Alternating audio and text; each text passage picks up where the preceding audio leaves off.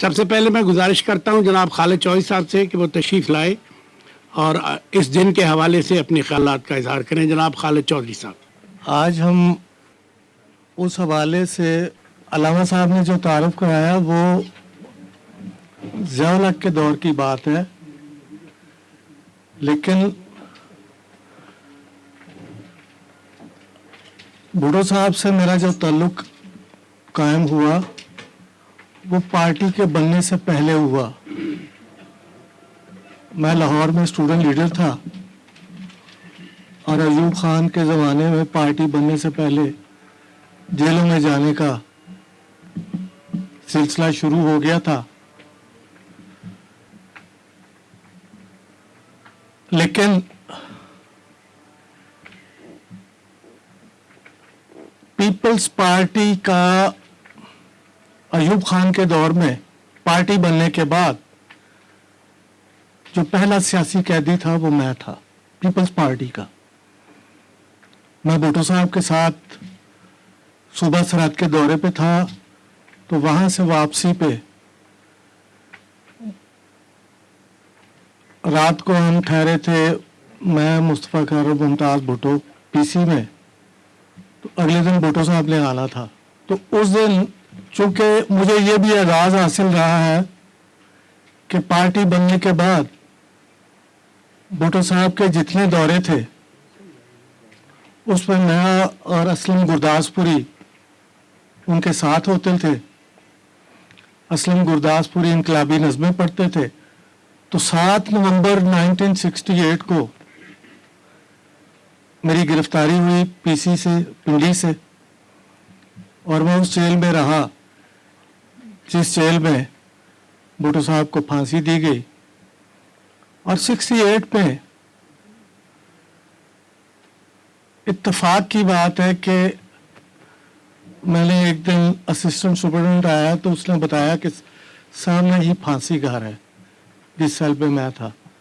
میں نے کہا مجھے وہ پھانسی گھر دکھاؤ. تو 68 میں نے وہ پھانسی گھر دیکھا. 7 نومبر کو میں گرفتار ہوا، باقی یہ سب لوگ بھٹو صاحب اور باقی جتنے تھے یہ 13 نومبر کو گرفتار ہوئے. تو اس کے بعد یحییٰ خان کا دور بھی جیلوں میں، اور ضیاء الحق کا تو آپ کو پتہ ہے مجھے 10 سال سزا ہوئی تھی، ایک عالمی دہشت گرد ڈکلیئر کر دیا گیا تھا اور اسپیشل ملٹری کورٹ سے.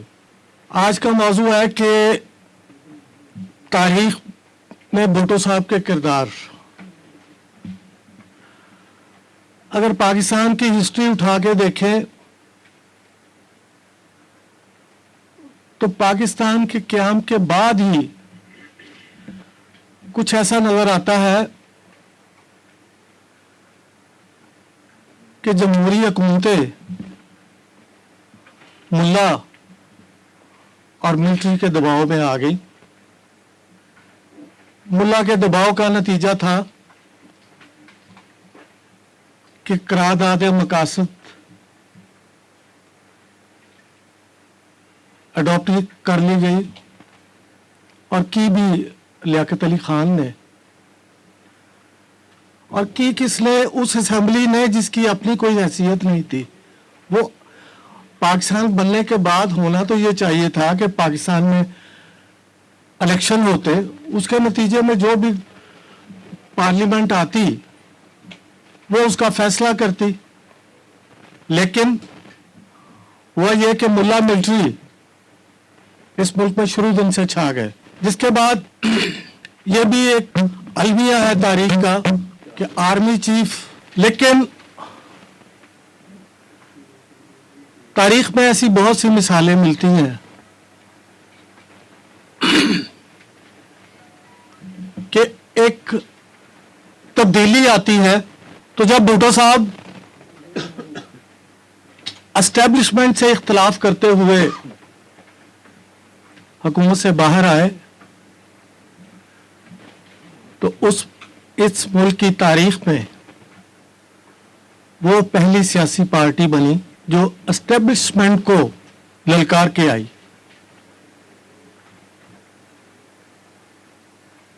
وہ سول ملٹری بیوروکریسی کو کی خواہشات کے برعکس उन्होंने पार्टी कायम की।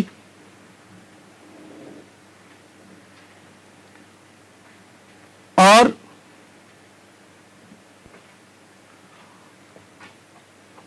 इस तरह से उन्होंने आवाम के दिलों में घर किया कि जब पहले इलेक्शन आए, इस मुल्क की तारीख के पहले इलेक्शन आए 1970 के, तो 90% उम्मीदवार वो थे जिनको कोई जानता नहीं था, लेकिन वो मुंतखब हुए और मैं ये भी कहूंगा कि इस मुल्क की तारीख में अगर किसी डिक्टेटरों का जिक्र तो छोड़िए, अगर किसी पॉलिटिकल गवर्नमेंट ने खारजा पॉलिसी अपनी बनाई तो वो जुल्फकार अली भुट्टो की खारजा पॉलिसी थी। उन्होंने बहुत कोशिश की कि इस मुल्क से एस्टेब्लिशमेंट का जोर तोड़ा जाए। यह भी दुरुस्त है कि उन्होंने एक एंटी इंडियन स्टांस लिया था, लेकिन एक वक्त ऐसा भी आया कि उन्हें महसूस हो गया कि अब इस खित्ते में अमन होना चाहिए। तब इंडिया से वो ताल्लुकात बहाल करने जा रहे थे।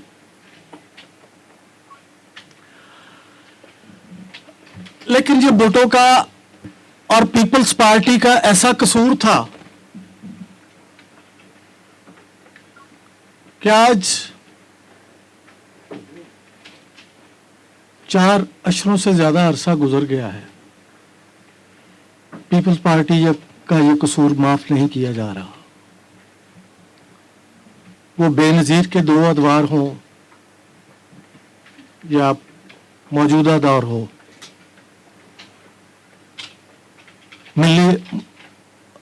मुल्ला मिलिट्री, इन्होंने आज तक पीपल्स पार्टी को माफ नहीं किया। भुट्टो का एक और कारनामा था जो मैं समझता हूं कि अगर उन्होंने कुछ भी ना किया होता तो उनका यही कारनामा तारीख में हमेशा के लिए कायम रहेगा। उन्होंने बेजुबानों को जुबान दी, उन्होंने लोगों में इज्जत नफ्स का एहसास पैदा किया, उन्होंने हैव और हैव नॉट्स के हवाले से उस पे अमल हुआ या नहीं ये हिस्टोरियन लिखेगा, लेकिन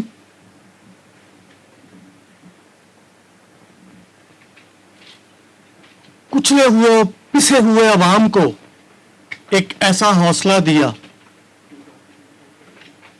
कि वो आज, उसका नतीजा है कि आज भी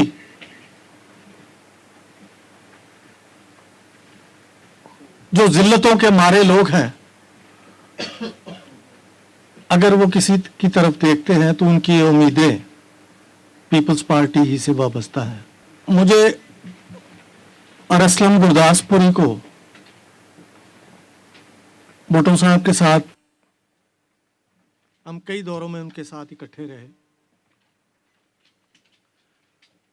पार्टी बनने के बाद 30 नवंबर को पार्टी का क़याम अमल में आया और 67 और दिसंबर 67 काल्बन तीसरे वीक में मुल्तान से उन्होंने जनूबी पंजाब का दौरा शुरू किया और उस दौरे में उन पे 3 कातलाना हमले हुए। पहला हमला शीजान में हुआ, दूसरा हमला खानेवाल जाते हुए हुआ और तीसरा जो सबसे खतरनाक था वो कासिम बाग मुल्तान में हुआ।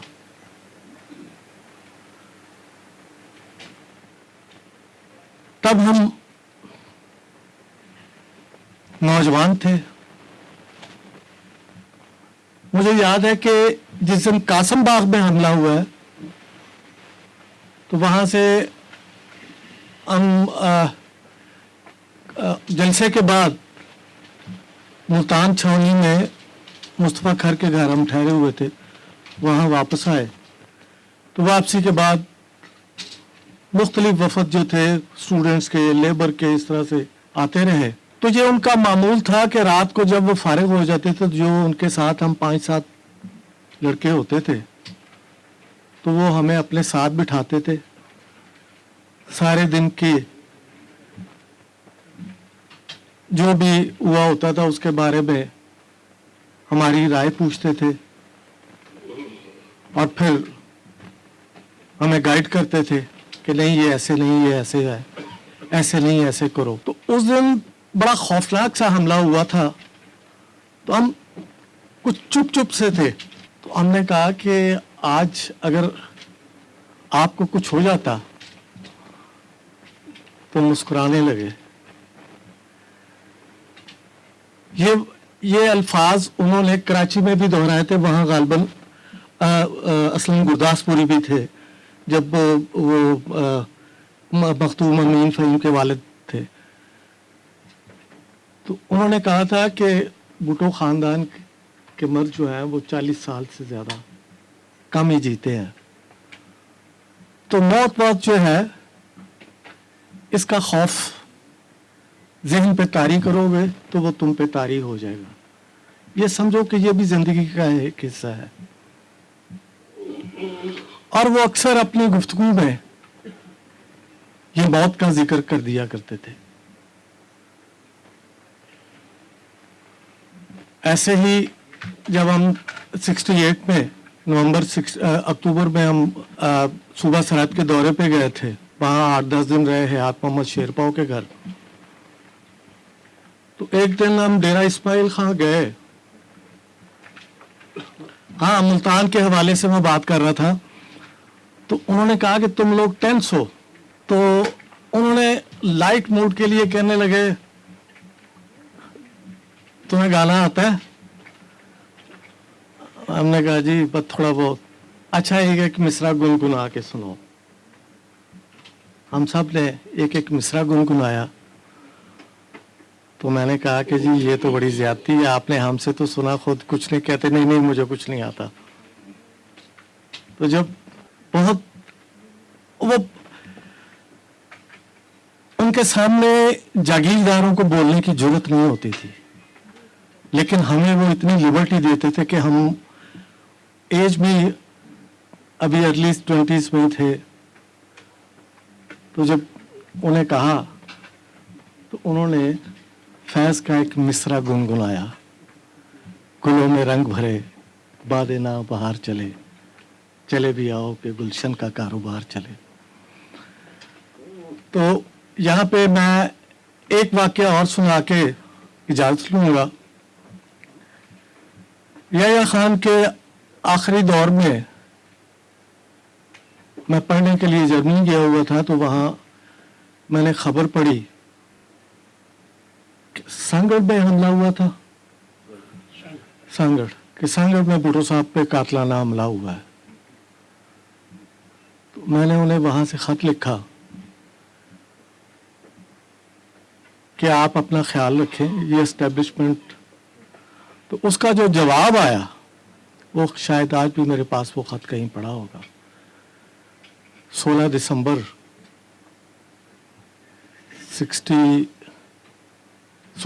69 کو اس کا جواب آیا تھا. وہ مجھے اس لیے یاد ہے کہ 16 دسمبر میری برتھ ڈے ہوتی ہے, تو اسی دن مجھے ان کا خط ملا. تو اس میں انہوں نے لکھا ہوا تھا کہ میں نے یہ سوچ لیا ہے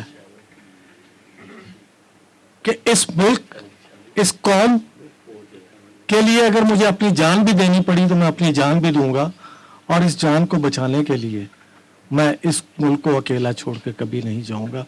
یہ پیغمبرانہ الفاظ تھے جو ان سے ادا ہوئے. تو تاریخ میں भुट्टो का नाम सुकरात और ऐसे ही दूसरे शहीदों के साथ हमेशा जिंदा रहे.